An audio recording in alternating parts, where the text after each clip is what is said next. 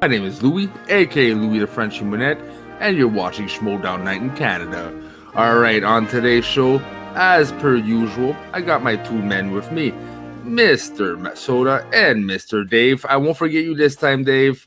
As promised, you are here. I am talking about you. Happy now? Okay.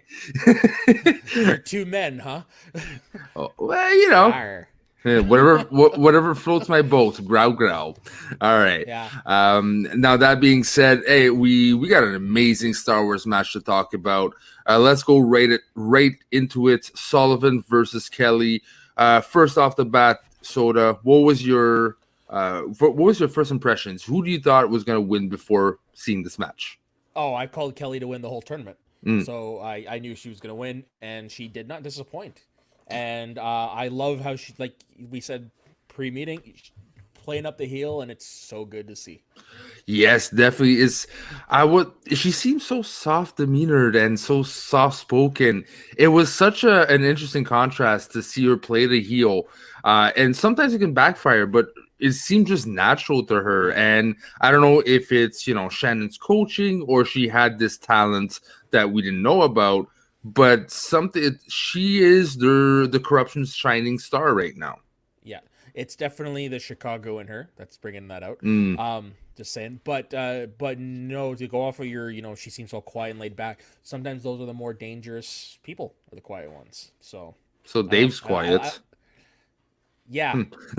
exactly. But no, that's the biggest takeaway I from my match, and I actually like the direction that she's going. So Yeah, and she she's got some gumption, and for a reason, right? Because hmm she's backing up her talk. yep, She's sticking to her guns that she's gonna win everything, and I'm believing it. I'm really believing it because she reminded me of a like earlier stages of Damon, confident, hmm not missing anything, obviously brushed up, but not just brushed up on studying. Can really see that her overall knowledge of Star Wars is almost complete. Even though, yep, like we learned recently, that she's new to Star Wars, which again is the X factor into this. She's new to Star Wars and she has that much knowledge. Imagine her studying every day and getting serious into this. She's a machine. yeah. No kidding. You could imagine if she'd been watching it since she was a child. Like that's just nuts. The one thing I think she does have on Damon, and which is surprising because she again back in our interview she said she doesn't have any experience in this, is she's actually got. I think she's got great character work. To Mm. go back onto the whole heel thing. I think it's natural. It seems like it's natural to her, which is surprising because, like she said, she's not never did theater, never did comedy or improv or stuff like that. So it's pretty good to see. I like where she's going with it. Well, don't count Damon out because he reminds me a bit of when Dan Merle started. He wasn't a Mm-hmm. character; he was just there to play the game, and eventually saw the reborn Dan Merle with a bit of the cockiness but respect, and it became his own character. I have a Yeah, feeling more we'll see Damon, more we're going to see that type of he's his own character, but there's just a bit of a heightened level. That's actually interesting, Dave. He just wrote that she's actually better than Damon because she never missed a round one question, and wait, Damon has. he has in Star Wars or just in total? Because yeah, he has in there geekdom. But are we talking just Star Wars too? Come on over, Dave. Explain. Uh, Very simply, Alex Damon has missed round one questions in Star Wars in the past. You look at his first match, or even at Spectacular, he only went 9 of 10, where Okay. Kelly went 10 of 10. The only time she was ever had the lead in that match. But yeah, she's never missed a round one question, Fair Hmm. and enough. Damon I guess has. Interesting. So I she, got a she little trivia question for you then, since you're both on. Dave, pop back in for a second. Uh, Laura Kelly is one of only three players, not including Damon, to win two matches in Star Wars League. Who are the other two? Oh, I know the answer to that, Lou. Yeah, I don't. you don't? It's Whitwer and Knapsack, Oh yeah, okay. Look at that. not including Damon. Knapsack only has one win. Note Knapsack won the title at the Star Wars Celebration, and wait, does No, he no? didn't. I was gonna say I was confused about who the two were because I knew Whitwer, and I was like, Yeah, Knapsack won at Celebration, and then he lost his match with That's Scrimshaw right. to play Yeah. Damon, and then he was gifted a title shot because of the corruption storyline. Okay, never mind. I spoke No. too soon. Don't outstat the stats, man. My soda. Well, then who's the other one, Dave? It's only Damon and Kelly. They're the only two people to have two wins Whitwer. in the Star Wars League. Whitwer. And Whitwer, sorry. Yeah. Well, Okay. current players. Oh yeah. Okay. All right. I want to turn our focus on Sullivan for a second there because he had a good win against, if not mistaken, Witt. But yeah, he seemed not very present in this match. He did an okay try, but it almost felt like he didn't take it seriously, or was it just me? It probably was just you. It's funny, like the first match, he literally was like a last minute ringer call-in, and maybe just the preparation, I might have been a disservice to him. Who knows? Maybe it's just maybe it's because Kelly is such a higher level that it kind of felt not serious. But I also loved how Christian Harloff, by the way, dissected who had the truck noises outside by muting everyone and realized it was Sullivan. Nice. That was awesome. But no, I don't know. It's just he really didn't seem up to par. Like he's I find did still a good performance, but it is really in the middle to lower class of the Star Wars competitors. And sadly, there's so little Stars matches that if you're middle and lower class, you're not going to get played a lot, Yeah, but it's kind of hard to do the whole star thing just because there are so few Star Wars matches. Like, obviously, we've got the OG stars, but I mean, this is only his second match. Like, he could be really good. He just had a bad match. Yeah, but yeah, that's the thing. You don't have that many to prove, right? So I don't know. Dave said something interesting too. I think it shows he's not a podcaster and be less comfortable not in a studio. That's true. And he even admitted it as such during the match as well. Yeah, it really does show. But at the same time, the best players, where if a studio on cam in a freaking cave, are still going to be on top. No matter what circumstances, they're going to be monsters. You put Dan Murrow on a boat, he's still going to perform. So yeah, he might have not been comfortable, but that kind of shows me exactly where he's at. Damon, you put him in any circumstances, he's still going to know his Star Wars, no matter what your surroundings are. Yeah, but no matter who you are, you could still always have that moment where you just forget everything. That's just the way it is, man. That's just the way it is. Any thoughts on the performances of the managers this week? Yeah, very, very excellent. Going from their promos all week. Just want to touch Laura Kelly's promo. Fan-fucking-tastic.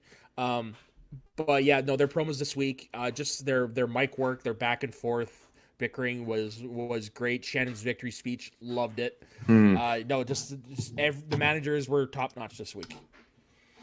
Yeah, they really were. And one thing I found interesting in Shannon's post interview, she said something that kind of struck me because she usually seems to have like this pride and ego, like we're gonna be on top. She said something interesting. She didn't say, you're gonna see us as the best team at the end of the year. She said you're gonna see us top 5. I think she's realizing that, she doesn't have that much of a big gun team that she might have thought she had.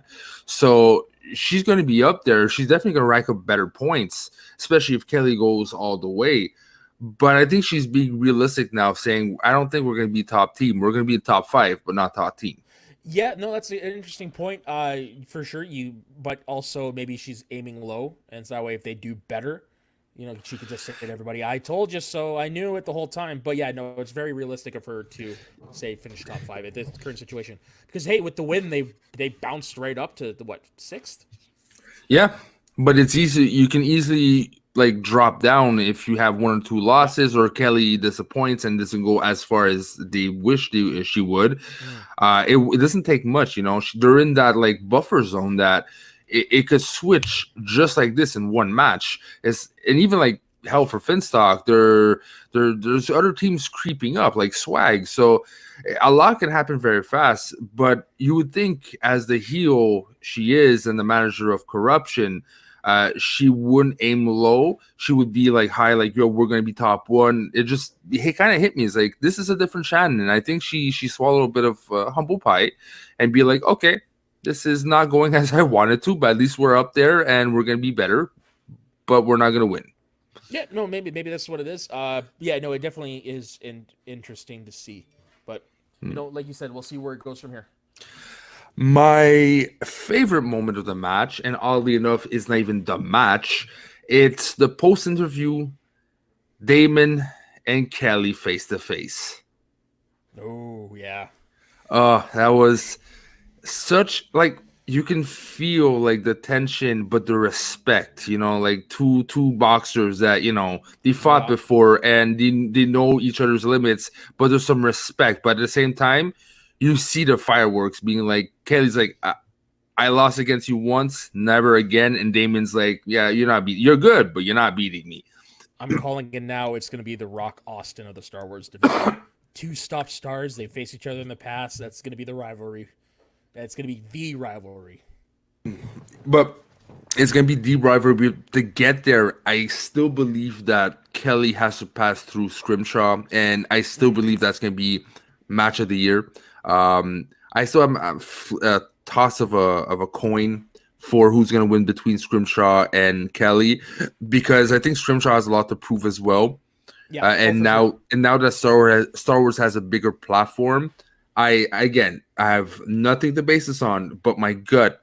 But Scrimshaw takes Star Wars seriously, and I think because of the tournament, he's going to probably study a lot more than he had before, not just go on pure knowledge. Kelly versus Dave, come on here for a second, because I don't really understand what you wrote. Well, I'm just saying we're talking about Kelly going up against Scrimshaw in the finals, and I'm saying Kelly v either Ace or Ken is next. How do we think that's going to go? Ace is going to be Ken. Yeah. Ace sadly will succumb to Kelly though. Yeah, I'm in the same agreement as then. Yeah, Ken wrote the book on Star Wars. He knows his shit, but his time has passed. Yeah, it's like you can write the book, but after a while, there's people who can study your book, and pick up things even you didn't pick up on. So Ken is an amazing player, but I kind of feel like it's the Inman times. The Inman was a good IG player, but you put him against Parker or Smets, he wouldn't last. However, I wouldn't necessarily count Knapsack out. To go the saying, Knapsack, yeah, he wrote the book. Knapsack taught everything that taught these guys everything they know, but he didn't teach them everything Ken knows. So so I was just saying, don't count him out. Don't count him out, but also ring rust, possibly. It's been a while. It's been a while, yeah. So that could also play a huge factor. And also it's a brand new format, right? It's over to Cam. He's so used to being in studio. Again, the better champions, you put him in any circumstances, that but won't bother Ken. Ken's a podcaster, radio dude by heart. That hole in front of the cams is not going to bother him. That's a non-argument for him. Okay, and he's not much of a faction player too. He doesn't rely on his managers to always be next to. So, okay, I do get it, but it all comes down to how hungry you are, right? You can, exactly.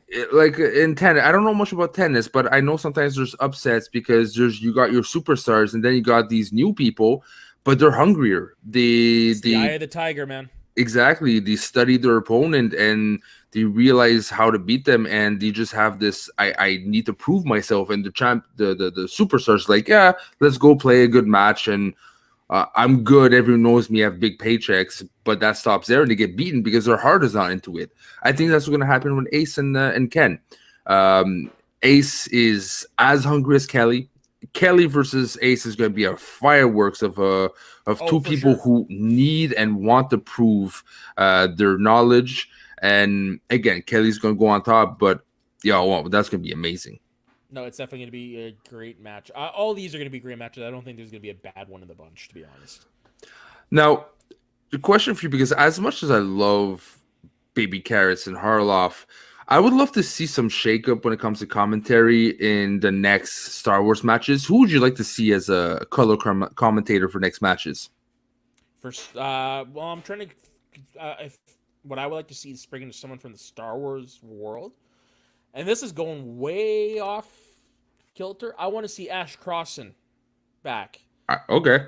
Yeah, she's been on Jedi Council. They mentioned her. Cushing would be another great one, Mm-hmm. but I think bringing somebody who knows pretty good.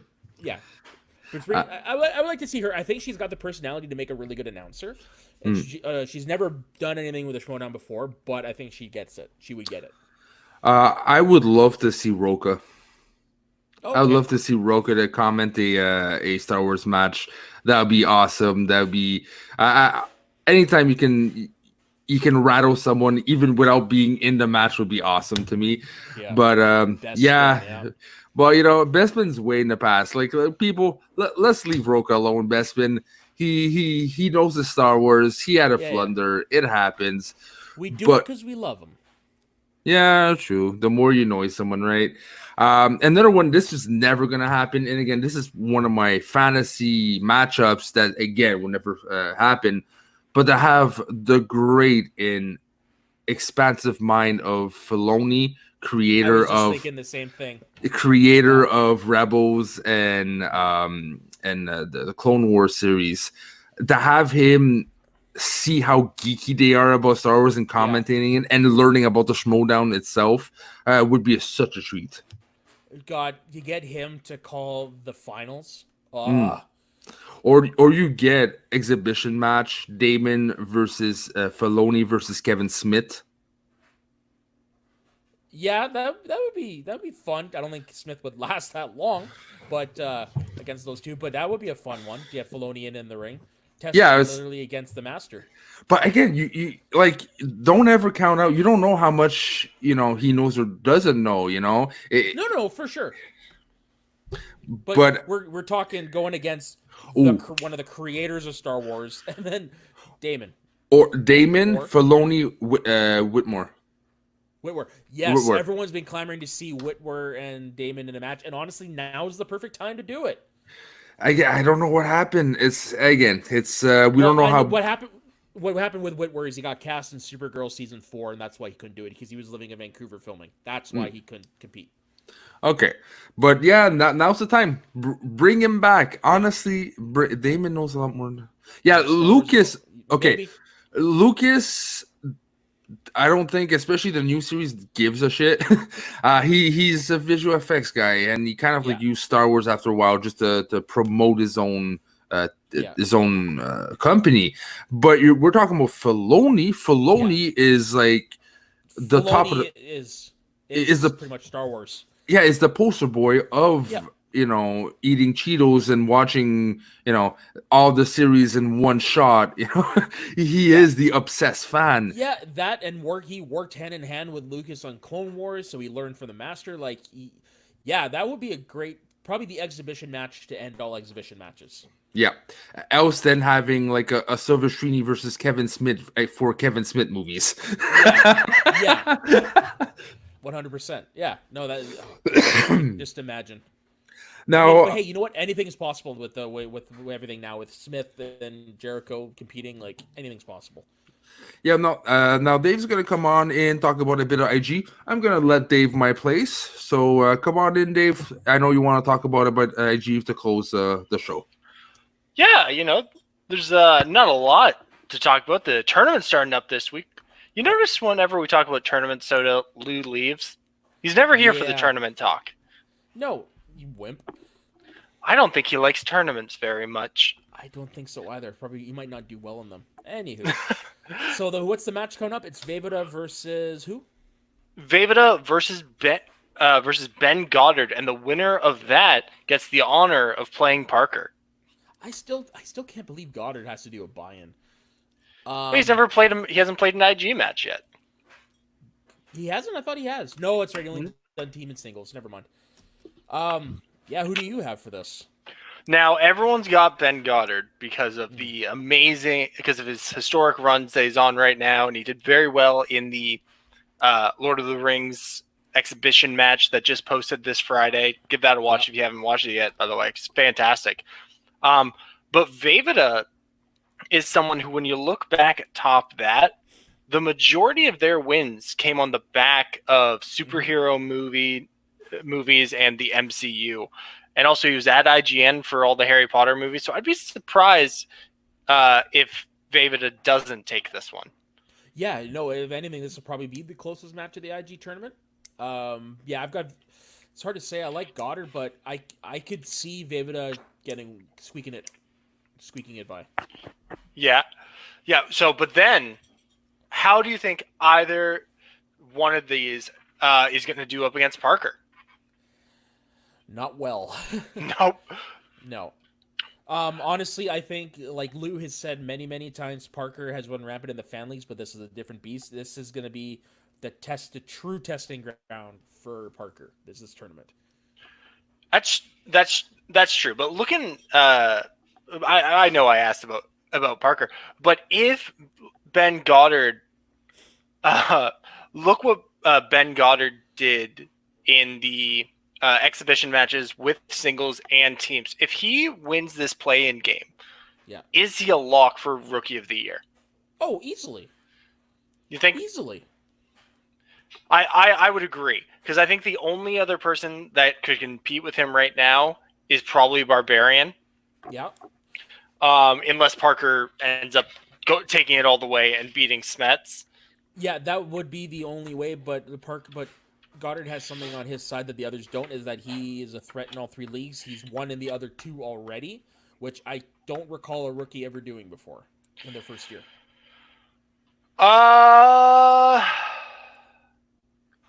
No. Yeah, because I don't think Cushing played Intergeekdom until her second year. No, her first year. She was in a 5-way. Yeah. Before she did it weird where it was teams, IG, and then singles. Okay. Yeah, and that's right. She lost the 5-way and didn't compete for a bit. That's right. All right. So we don't have a lot to talk about, but we want to talk about Goddard versus Vejvoda. Hey, I'm saying Jim Vejvoda. I know you were a little wishy-washy. I'm going to go Goddard. All right.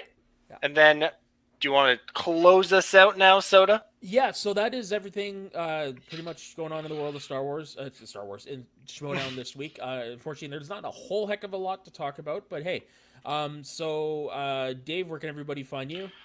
You can find me at Leaves Me Alone on Twitter, at Baby James Lees on Instagram, and also stay tuned to Schmoes of the North on Thursday, where we have our interview with the king of swag himself, Winston Marshall. Me and Lou sat down with him. It was a fantastic interview. Yeah, I wish I was able to be there for that, but hey, that's just the way things go sometimes. Lou, I know, doesn't normally have a Twitter handle, but you can always find him running around the Schmoes of the North Twitter feed and Schmoes of the North Facebook group. Otherwise, you can usually find him sleeping because he doesn't do anything. As for myself, you can find me on at Soda the Saxman on Instagram and Twitter. I'm also the Twitter social media guy for Media's Sweaties Network.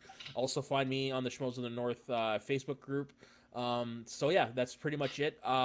Everybody just out there, stay safe, and hopefully we'll see you at the end of the line. Good night. Good night, everybody.